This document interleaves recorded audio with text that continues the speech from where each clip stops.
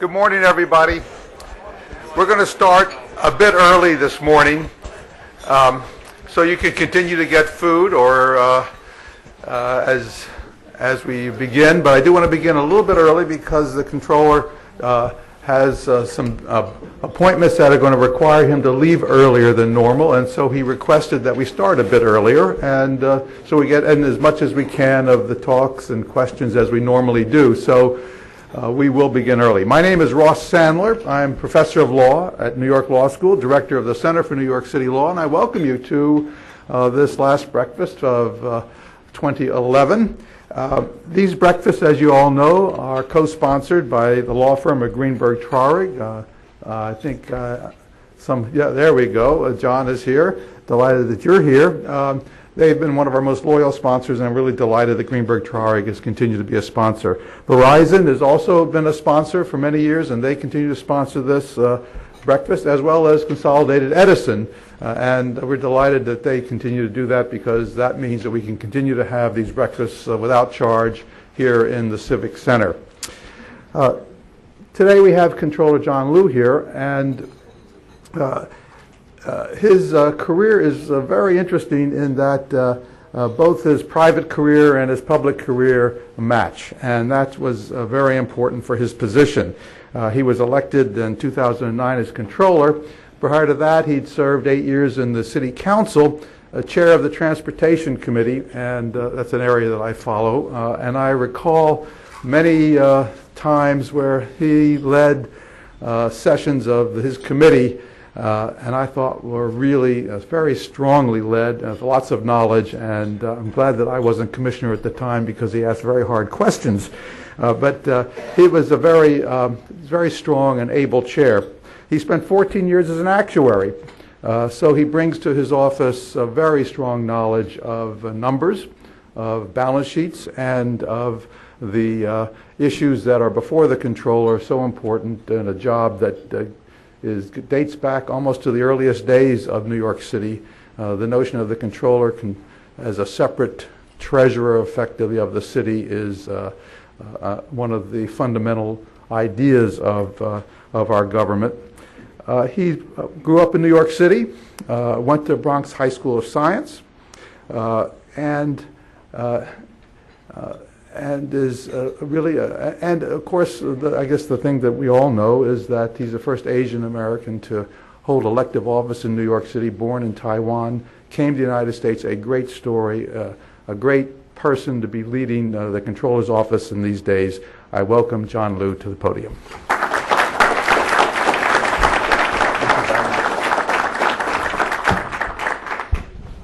Thank you very much, Professor Sandler, and good morning to everybody.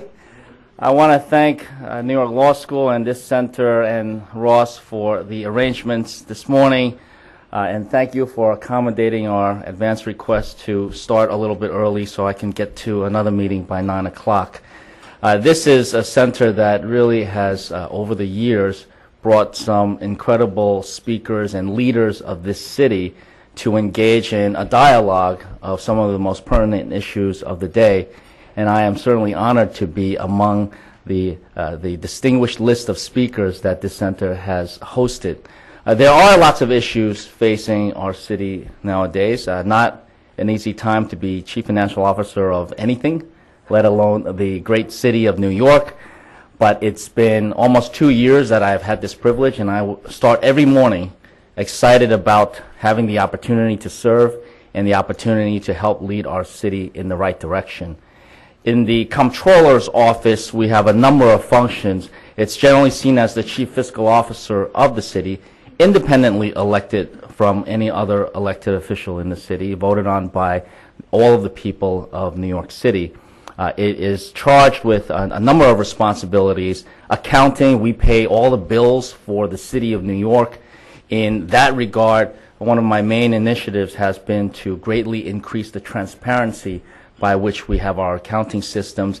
Some of you I know have been on Checkbook NYC, an application that I was very proud to launch last year. We'll be coming out with Checkbook 2.0 soon, and that's an application that allows anybody in the public to go online and to look at essentially what is the city's checkbook. Every single payment that we make, to whom, when, by what agency, and for what purpose. You can sort, you can download, and the purpose of that transparency is to, some people are curious about the bills that New York City pays, but I always felt that by putting all of this online and open for the world to see, that it would make all of us who are charged with spending the taxpayers' dime, myself included, to make sure that we are more judicious about how we spend public money.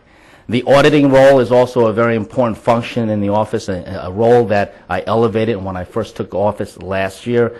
We have vigorously pursued audits of city agencies, found hundreds of millions of dollars of wasted money, and also provided recommendations as to how certain agencies can better improve their operations, do more, even as they may face less resources with a more constrained budget.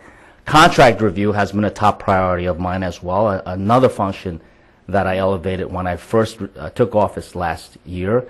Contract review has come to the spotlight, the public spotlight, much more in the last year or so, with contracts such as City Time that have been revealed to have wasted hundreds of millions of dollars of taxpayers' money.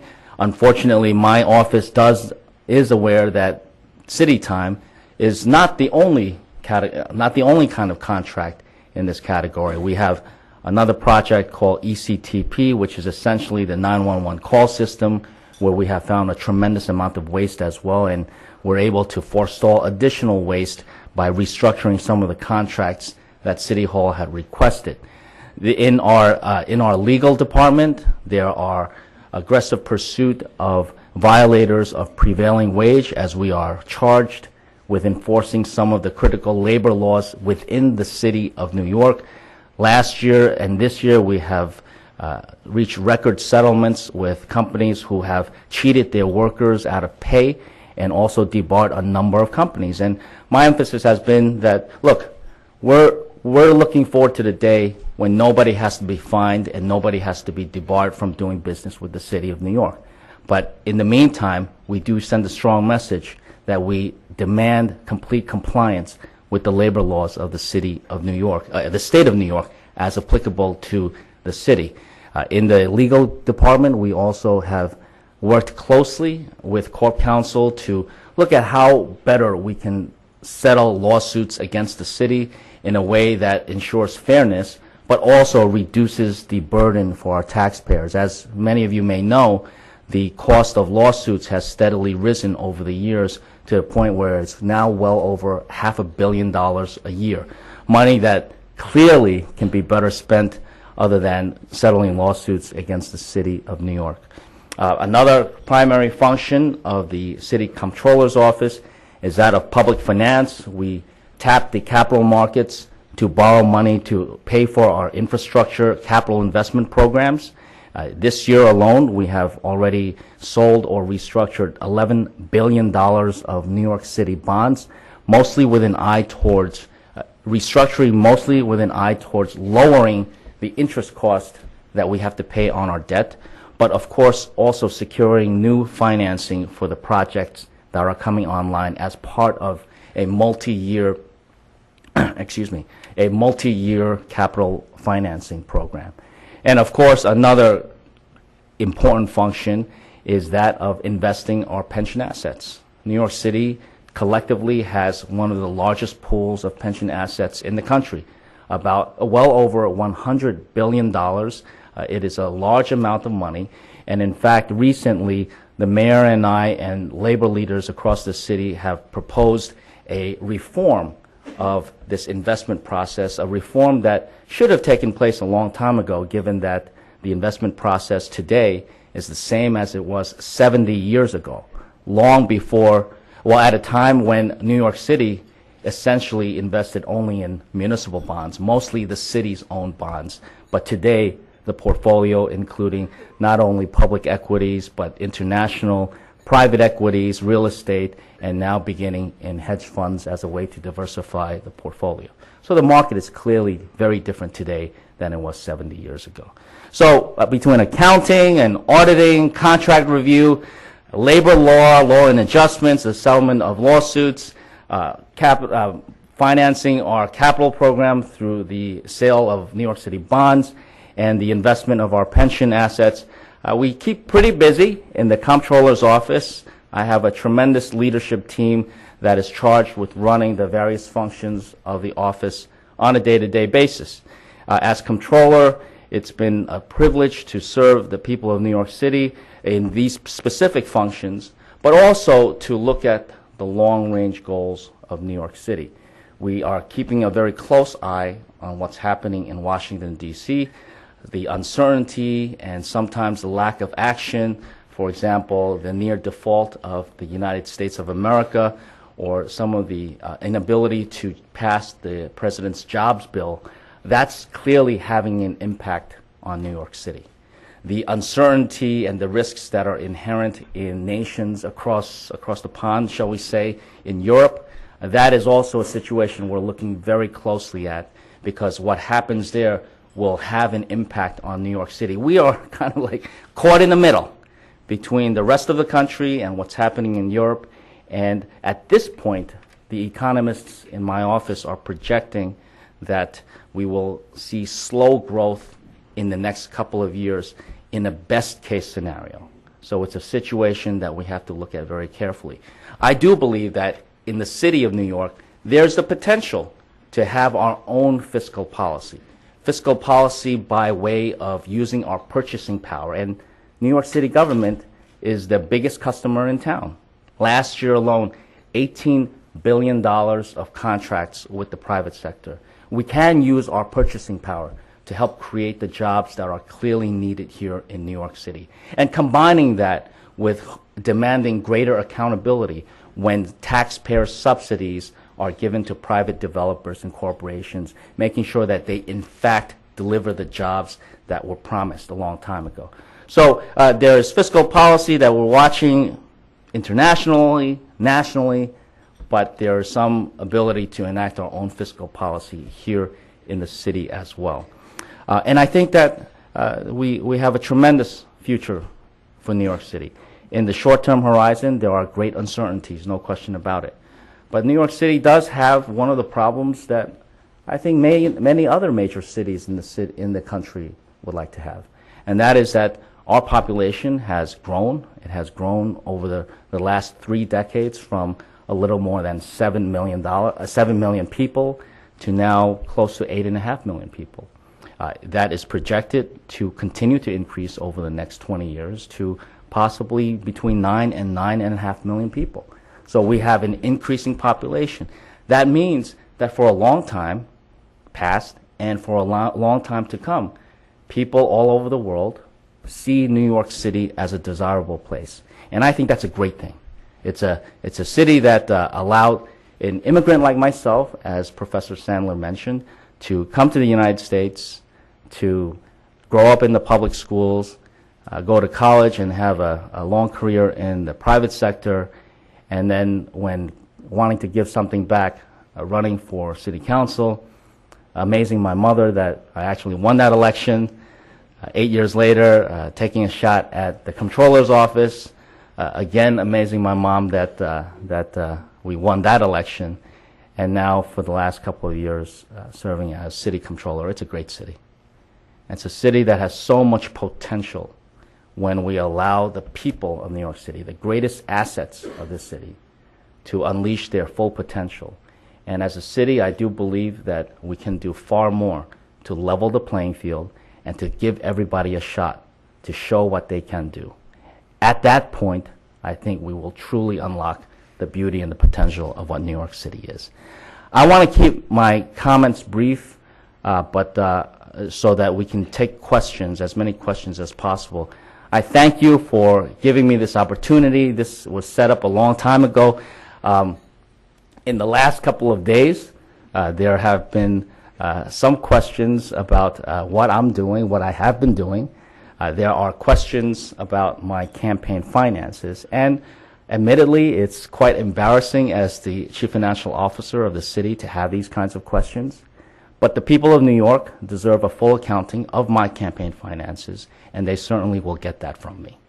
With that, Professor Sandler, you want to be the MC for the questions?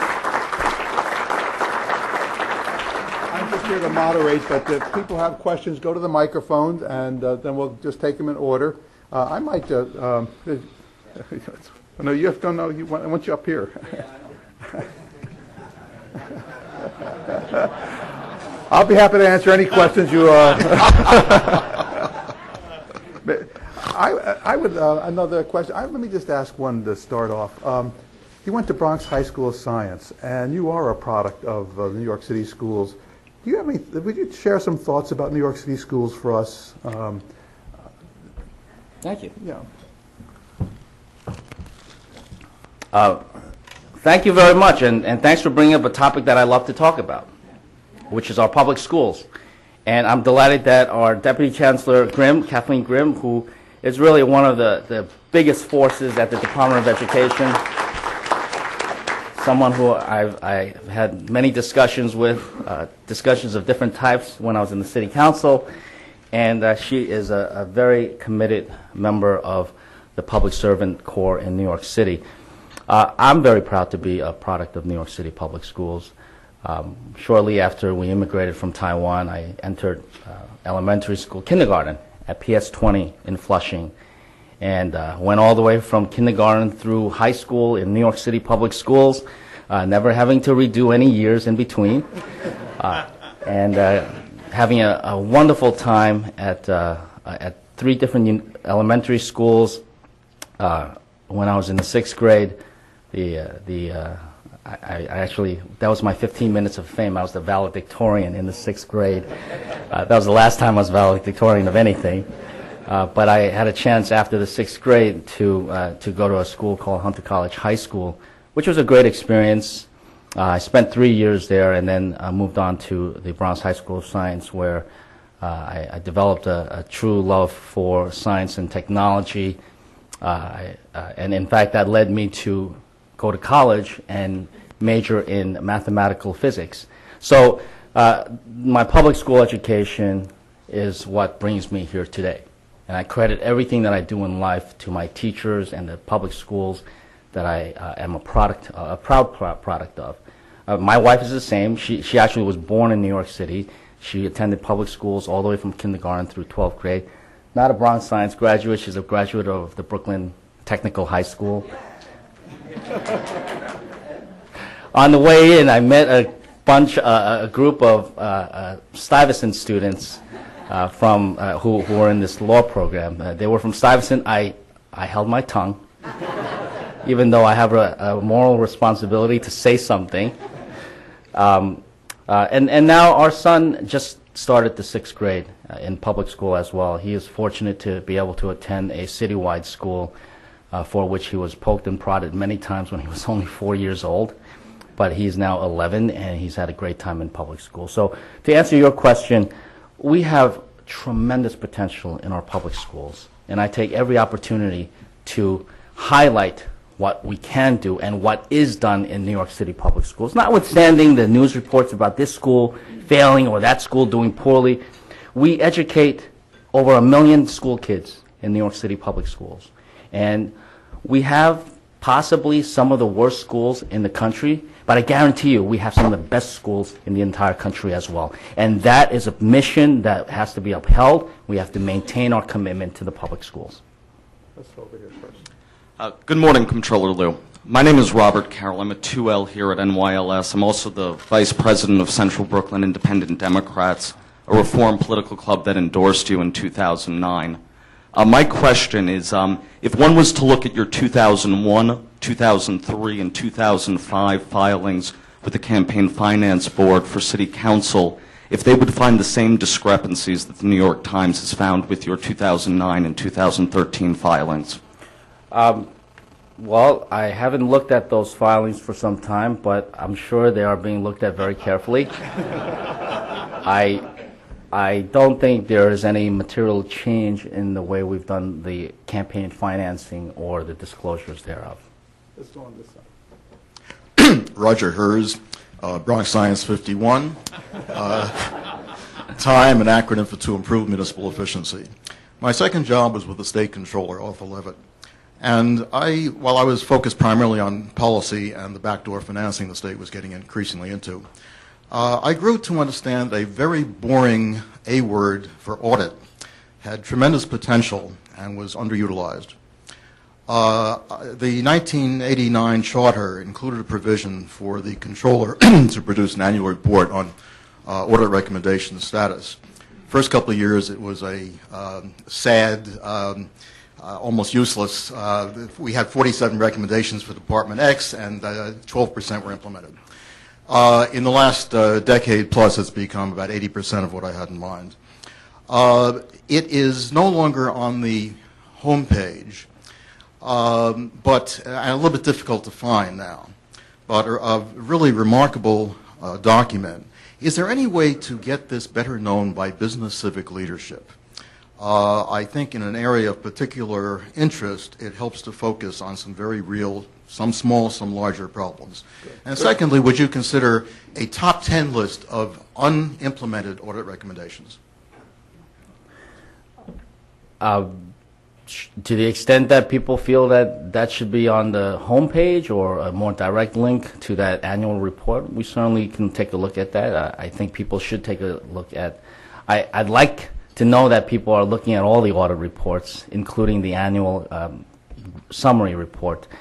As far as a top 10 list of audit recommendations, that's actually a pretty good idea, and we'll look into that. The audit function, again, is a function that I take very seriously to the extent that we have reinvigorated our auditors in the Comptroller's office. It's one of our largest groups in the office, and we've also understood that as much as the auditors in the Comptroller's office, many of whom have served for a very long time as public servants, know how city government works and what the various agencies are doing. I feel that we have also had a responsibility to understand what the public is thinking. And earlier this year, you may recall, I took a town hall meeting approach where in every borough we had a town hall meeting where I and my deputy controller for audit explained what the audit process entails, and also what the audit process cannot do, and engaged people in giving us suggestions about what parts of city agencies need bear a closer looking at, and we've actually commenced a number of audits based on those town hall recommendations. So any suggestions for additional audits, please let me know. You can go on the website to make your suggestions. You can call me or email me, and you can be it can be confidential, or you can get full credit for it. And as far as the top 10 list, that's something that sounds like fun. Great, thank you. Anything that we can do with audit that makes it more fun, even even for the targets, that's always appreciated. Good morning, Mr. Controller. My name is Sal Russo, and we've been noting over the years the fact of the increasing cost on pension expenses to the city. I was wondering if you can comment on what your thoughts are about possible pension reforms, aside from the policy of investment. Well, the policy of investment is itself very important. Let me address your question first. There are demographic changes that I think bear looking at. Demographic changes in terms of people living longer and potentially having a longer period of service. So those demographic changes have the effect of increasing pension costs. So when we look at pension benefit reform, I think those are some of the issues that have to be addressed. In the Comptroller's office, we deal with pensions, but we don't deal with the benefits of pensions or the administration of pensions. That is run by the various pension funds and the trustees themselves, 58 trustees in total. I am one of those trustees. But the Comptroller's office looks at the investment side. That is one of our primary functions, which is why we've spent a great deal of time looking at how we can better make investments. When I first took office last year, I knew that there was some work to do to refine our investment process. I immediately put together a set of restrictions, in terms of gifts from people looking to do business with the office, to campaign contributions from people who wanted business with the pension funds. Enacted a set of strict disclosure requirements on anybody seeking to do business with the pension funds. Earlier this year, we started webcasting all of the pension board meetings online and cataloging them in a library for anybody to see the proceedings during which important investment decisions are made. We now have an online library, online library of documents related to these pension board meetings as well as the assets themselves. And on tap for, this will take some time to do, but on tap is a real-time snapshot that would be available of all the investments in our pension funds. So the investment side of the equation is the side that the Comptroller's office is more pertinent to. And along those lines, we have proposed a number of pension investment reforms that I believe will enhance the bottom line of New York City by earning a higher investment rate of return on our pension funds. And much of this has to do with the growing concern that I share and that many New Yorkers share about escalating pension costs. Pension costs, as the mayor often talks about, having gone up from $1.5 billion when he first took office 10 years ago to now in the $8 billion range. That's a huge, huge escalation of pension costs. Earlier this year, in the springtime, my office took a detailed look at why pension costs went up so substantially during this period, and we found that the primary driver was that we had seen the worst decade of market performance in recent memory. Certainly compared to the near annual double-digit returns of the 80s and 90s, in the O's, the last decade, the average return was less than 3%. So that is an area that we've focused very clearly on. And we looked at, overall market performance was poor. So it was not only the New York City pension funds that did poorly. Most other pension funds in the country, public and private, did very poorly during this period of poor market returns. But we also found that there were some public pension plans around our size that exceeded the average and that did fairly well, that did better than New York City pensions did. We looked at the governance system and saw that there were big differences between how their system works, their system of investment decision making, and how our system worked. And that in many cases, they had updated their governance system in more recent memories, whereas we had not touched ours for many, many decades. We looked at the best practices there, and that those best practices are now in this set of pension investment reforms that we have promulgated. One being the investment reforms essentially saying that we can and we would earn a higher rate of return, possibly 1 to 3%. But you know what? I'd be happy with a 1% enhancement, because on a fund that exceeds $100 billion, that's $1 billion of return a year, therefore $1 billion of less pension cost a year for the city taxpayers, while protecting the benefits of the retirees and the employees. And how do we achieve that better return? Emulating some of the best practices that we have seen in public pension funds across the country and across North America, because Ontario seems to be one of the best working models.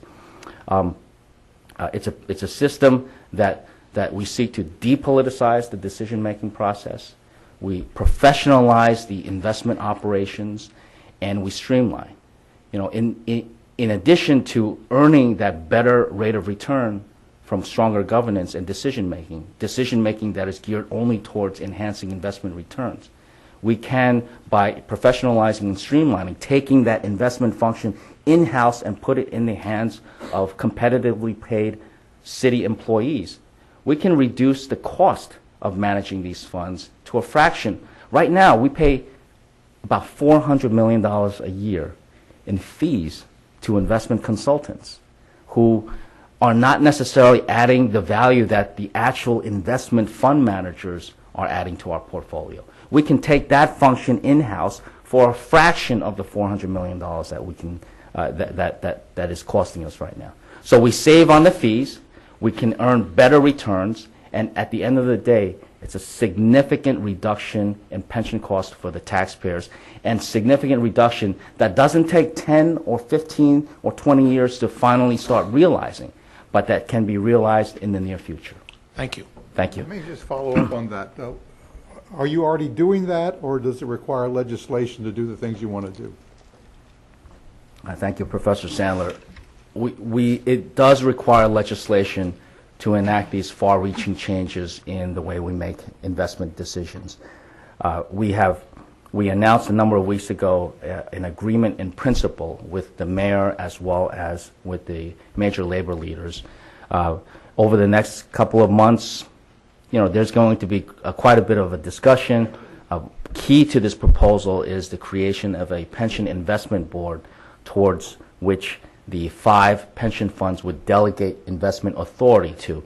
And the makeup of the pension investment board is probably going to be one of the challenging discussions that we will have. Last question. This would have to be the last question. Hi, Mr. Liu. My name is Good morning. Betsy Combier, and I'm a parent and teacher advocate. 2 kids went to Stuyvesant, but please don't hold that against me.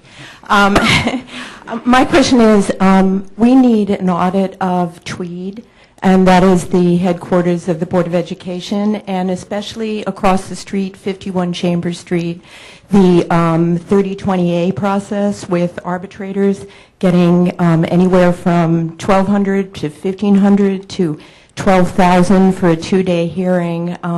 I've tried to find out where the money is going. All of these cases have cost the city and the public, keeping them in the rubber rooms, thousands, millions, maybe, I don't know, of dollars over the last 10 years. And people are asking where that money is, and I think there needs to be an audit of how Tweed did this, where the money's going, where the fines are going, that the teachers are paying, and you're going to look at that for us? I'd be happy to. Okay, thank you. When I took office as comptroller, and even while I was running for office, I always was very clear that I felt the Department of Education really required a very close looking at, and it has been the top agency that my auditors are looking at for a couple of different reasons. One being that the Department of Education requires 1/3 of our annual budget, of the city's annual budget.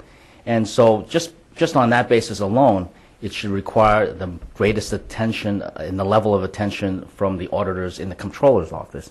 But number 2, under the previous system of mayoral control, there was a different way of contract approval, and I felt that some of those contracts really needed to be looked at as well. We have, in my opinion, the maximum number of audits into the Department of Education at any given moment without impairing the ability of them to educate my son as well as the other million kids in the school system. Deputy Chancellor Grimm and Chancellor Walcott have had these discussions with both myself and my staff, and we try to keep a good balance. But we are vigorously pursuing a number of issues in the Department of Education, both operational as well as specific contract issues. The suggestion that excuse me, the suggestion that you make sounds like a good one, and so let me talk to my auditors. I don't tell them exactly what to audit because they have to agree that it's something that can be audited. They'll consider it, and hopefully we can commence something soon. Okay, very good. Stay right here. Thank you, and I really appreciate your coming on this day, and again, I apologize to our audience that we're ending a little bit early, but the controller has an important meeting that he has to go to, and so we're delighted you were willing to come and be with us. As we always do, we like to give to our speakers a product of the scholarship of New York Law School, and this is by my colleague Beth Novick. It's called Wiki Government, How Technology Can Make Government Better, Democracy Stronger, and Citizens More Powerful. We're all for that. And thank you so much. Thank you, everybody.